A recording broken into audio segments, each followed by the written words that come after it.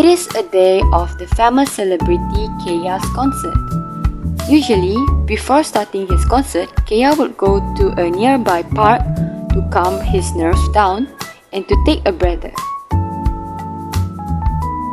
He wants to make sure that he could provide the best concert experience to his fans.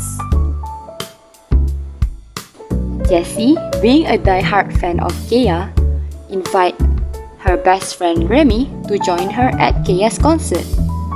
So they decided to meet up before going to the concert. Kea loves his fans and appreciates them very much. That is why, during the rehearsal, Kea will make sure everything is alright.